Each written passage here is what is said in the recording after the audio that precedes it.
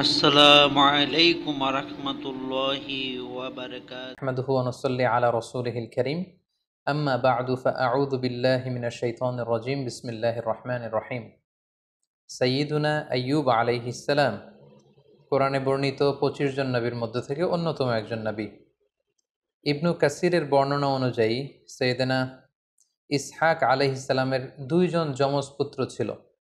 একজন হচ্ছেন ইয়াকুব আলাইহিসসালাম, আরেকজন হচ্ছেন ঈস। সৈয়দনা আইয়ুব আলাইহিসসালাম এই ঈসের বংশধর। তিনি ছিলেন ইসহাক আলাহ ইসলামের ছেলে, ঈসের নাতির ছেলে বা প্রপৌত্র। ফিলিস্তিনের দক্ষিণ সীমান্তের হুরান এলাকায় সৈয়দনা আইয়ুব আলাইহিসসালামের জন্ম। সৈয়দনা আইয়ুব আলাইহিসসালামের দাওয়াতি অভিযাত্রা বা উনি কোন উম্মতের কাছে প্রেরিত হয়েছেন তাদের বর্ণনা, তারা কি অ্যাকসেপ্ট করেছিল নাকি বিরোধিতা করেছিল, বা তাদের উপর কোনো শাস্তি এসেছিল কিনা, কোনো মুআজিজা, এর কোনো কিছুই কোরআনে কিন্তু বর্ণিত হয়নি। কোরআনে যে বর্ণনাটি এসেছে কেবলমাত্র দুটি সূরায় সৈয়দনা আইয়ুব আলাইহিসসালামের ব্যাপারে আমরা জানতে পারি, যেখানে আল্লাহ তাআলা বলেছেন যে আইয়ুব আলাইহিসসালামকে আল্লাহ তাআলা কঠিন পরীক্ষায় ফেলেছিলেন। সিভিয়ার স্কিন ডিজিজ হয়েছিল ওনার, এমন এক ধরনের চর্মরোগ হয়েছিল বা দেহে এমন ধরনের পচনশীল একটা রোগ হয়েছিল, দেহে পচন ধরে গিয়েছিল, ফলে ওনার আশেপাশের লোকজন ওনাকে ছেড়ে অনেক দূরে চলে গিয়েছিল। উনি স্বাস্থ্যগতভাবে অনেক বেশি কষ্ট পেয়েছিলেন এই অসুস্থতায়, এই রোগে। কেউ কেউ এটাকে কুষ্ঠরোগ বলেছেন, কেউ এটাকে চর্মরোগ বলেছেন। এটা দিয়ে আল্লাহ তাআলা সাইয়েদনা আইয়ুব আলাইহিসসালামকে দীর্ঘদিন তিনি পরীক্ষা নিয়েছিলেন। পাশাপাশি ওনার অনেক সম্পদ ছিল, এই সম্পদগুলো ধ্বংস হয়ে গিয়েছিল, ওনার ছেলেমেয়েরা ইন্তেকাল করেছিল। এরকম একটি ভয়ঙ্করতম পরীক্ষার মধ্য দিয়ে তিনি জীবন কাটিয়েছেন এবং ধৈর্যের পরাকাষ্ঠা দেখিয়ে আল্লাহ তাআলার কাছে সম্মানিত হয়েছিলেন। তিনি এতটাই ধৈর্যের উৎকৃষ্ট নমুনা স্থাপন করতে পেরেছিলেন যে আল্লাহ তাআলা ওনাকে সবের বলে আখ্যা দিয়েছেন, অর্থাৎ ধৈর্যশীল এবং নে'মাল আবদ বা অতি উত্তম বান্দা, সুন্দর বান্দা বলে সূরা সদে আল্লাহ তাআলা উল্লেখ করেছিলেন। আমরা যদি সরাসরি কালামুল্লাহ মাজিদের দিকে তাকাই তাহলে দেখব যে সূরাতুল আম্বিয়া এবং সূরাতুস সদ, এই দুইটি আয়াতে আল্লাহ তাআলা আইয়ুব আলাইহিসসালামের ব্যাপারে আলোচনা করেছেন। সূরাতুল আম্বিয়াতে আল্লাহ তাআলা বলছেন, ওয়া আইয়ুবা ইয নাদা রাব্বাহু আন্নী মাসসানিয়াদ-দুররু ওয়া আনতা আরহামুর রাহিমিন। অর্থাৎ হে নবী, স্মরণ করুন আমার প্রিয় বান্দা আইয়ুব আলাইহিসসালামের কথা, যখন তিনি তার রবকে ডেকেছিলেন, মানে আল্লাহ তাআলাকে ডেকে আইয়ুব আলাইহিস সালাম বলেছিলেন যে আন্নী মাসসানিয়াদ-দুররু, হে আল্লাহ, আমাকে রোগ পেয়ে বসেছে, কষ্ট পেয়ে বসেছে, আমি রোগাক্রান্ত, আমি জরাগ্রস্ত, আমি রোগাগ্রস্ত। ওয়া আনতা আরহামুর রাহিমিন, আল্লাহ আপনি তো মেহেরবান, আপনি তো দয়াময়, আপনি সব দয়াময়ের চাইতে বড় দয়াময়। দেখেন, এত দীর্ঘদিন আইয়ুব আলাইহিসসালাম প্রায় ১৩ বছর এই সিভিয়ার স্কিন ডিজিজ বা চর্মরোগে আক্রান্ত হয়েও তিনি আল্লাহকে বলেন যে আল্লাহ আপনি আমাকে রোগ নিরাময় করে দেন, আপনি আমাকে শিফা দেন, আপনি আমাকে সুস্থ করে দেন, এটা বলেননি। এটা ওনার একটা অ্যাটিটিউড।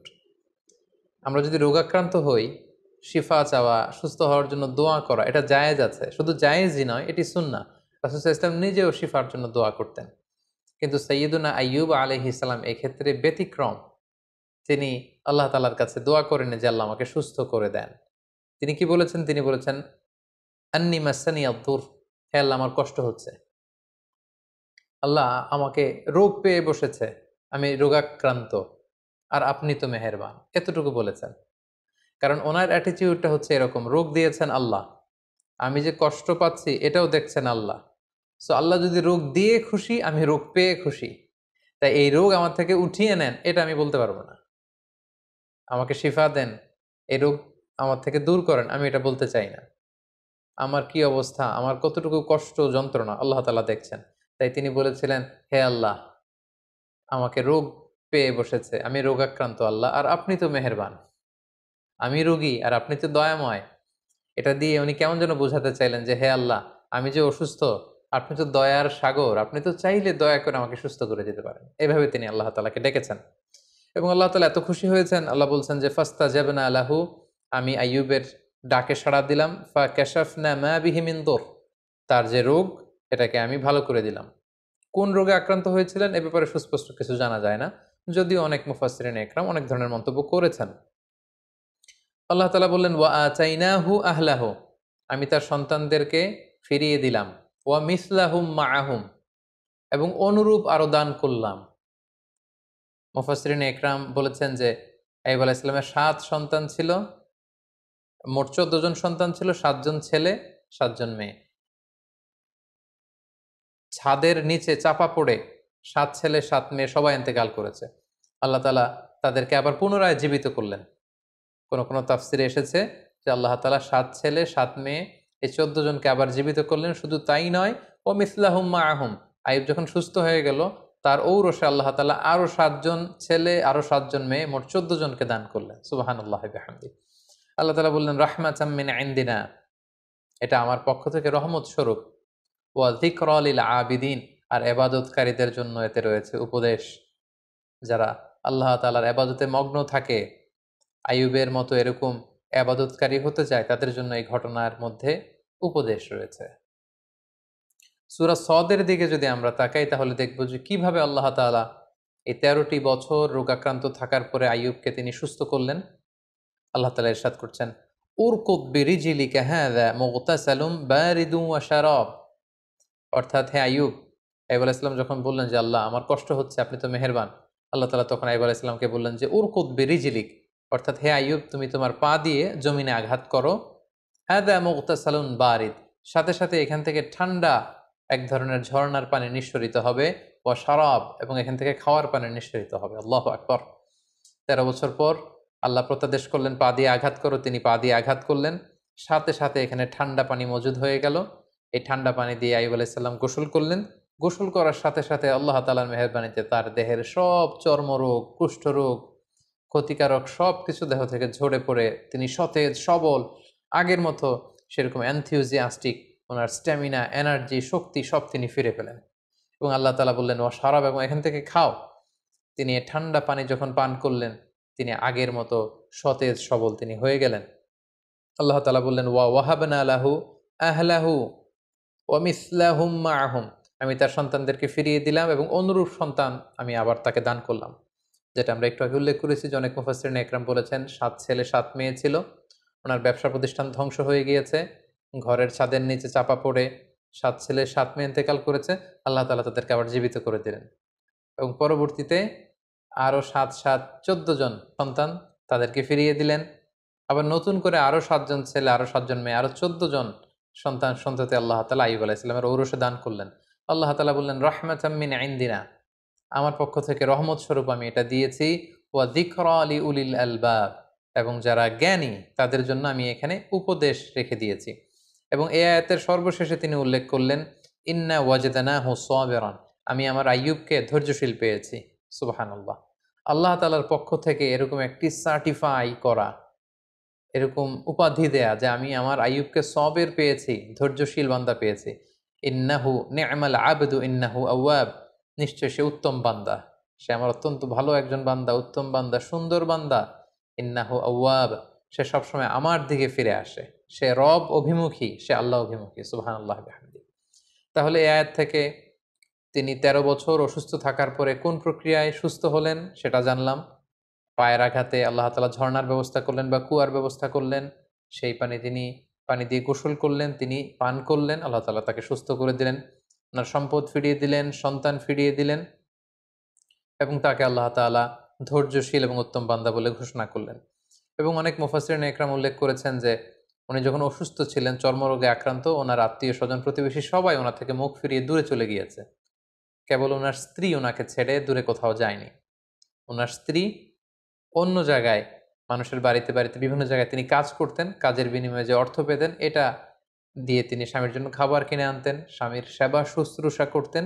এই ১৩টি বছর তিনি তার অসুস্থ স্বামী আইয়ুব আলাইহিস সালামকে আগলে রেখেছিলেন, স্বামীকে ছেড়ে তিনি কোথাও চলে যাননি। সম্মানিত সুধী, এ পর্যায়ে আমরা আইয়ুব আলাইহিস সালামের জীবনী থেকে কিছু লাইফ লেসন আপনাদের সাথে শেয়ার করব। প্রথম যে লেসনটি আমরা পাই সেটা হচ্ছে sickness could be a test.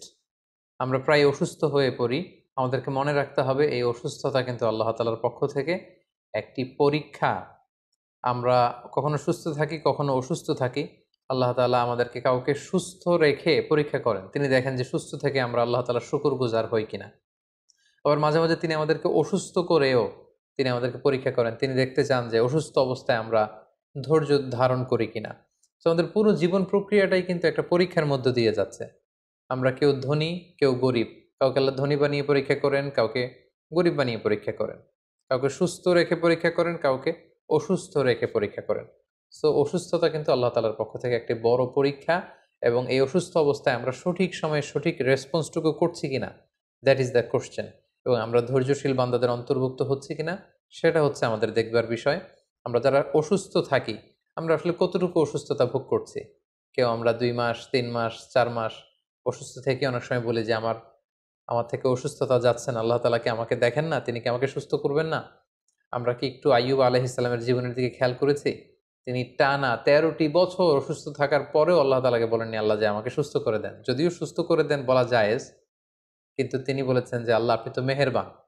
So আমরা অসুস্থ অবস্থায় যেন ধৈর্য ধারণ করতে পারি, আল্লাহ তাআলার উপর আস্থা এবং বিশ্বাস যেন আমরা অটুট রাখতে পারি, সেটা হচ্ছে আইয়ুব আলাইহিস সালামের জীবনী থেকে আমাদের জন্য প্রথম শিক্ষা।